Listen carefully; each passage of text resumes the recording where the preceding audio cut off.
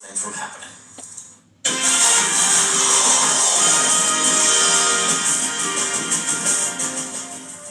Well, you can see outside we did have some thunderstorms, but a lot of that has actually faded quite a bit. Now, there are still a few storms out there, really just kind of moving out of the viewing area, but we do have some light rain down to the south as well. Was watching a couple storms up toward the north as they made their way into Mercer County, but didn't really cause anything aside from a few rumbles of thunder and some heavy rain. You can see they pushed off and they're now out of the viewing area, but there's still a few little storms remaining.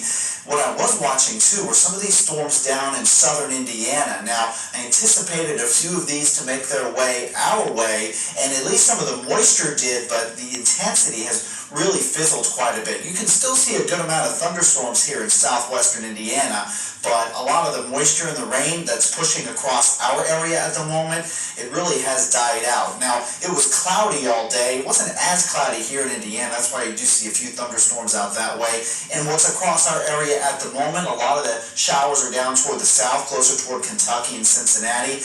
It's dry at the moment in Dayton, but you see a lot of light green here. So just some light rain, some lingering showers. That will continue for a little while into the overnight hours. But as far as the thunderstorms are concerned, we're going to really see that kind of diminish. You can see just leaving Auglaize County at the moment, this little storm that's just out of our viewing area, looks like just to the west of Kenton.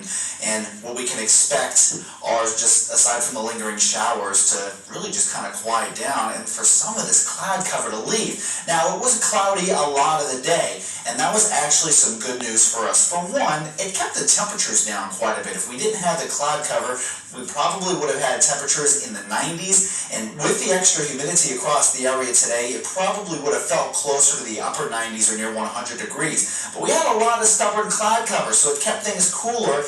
And it really kind of suppressed the instability across the region. We certainly had some ingredients for some severe weather today, but thankfully we didn't see any today.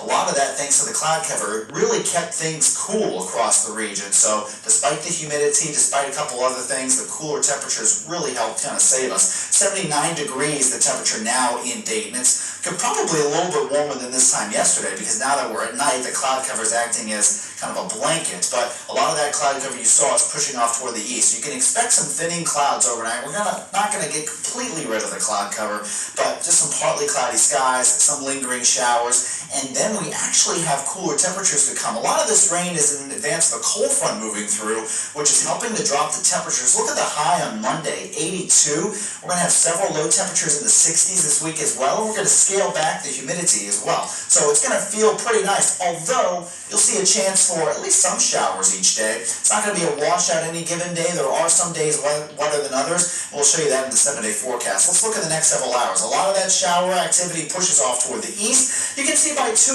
a.m., still a remaining shower possible, sure. But as we get closer towards sunrise, it really dries out a little bit. And the Futurecast is keeping us dry Monday afternoon.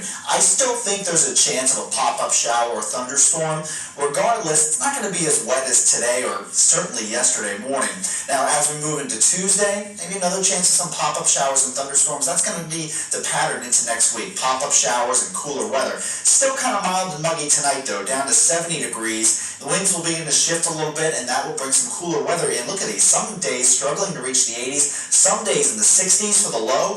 In fact, the low 60s. Perhaps even Saturday morning, some places in the 50s. Notice, too, the chance for rain a lot of days, drying out toward the weekend. Thursday looks to be the wettest. All right, sir, thank you. We're going to walk you through the timeline, folks, of today's deadly shooting involving Clark County Deputy Matthew Yates.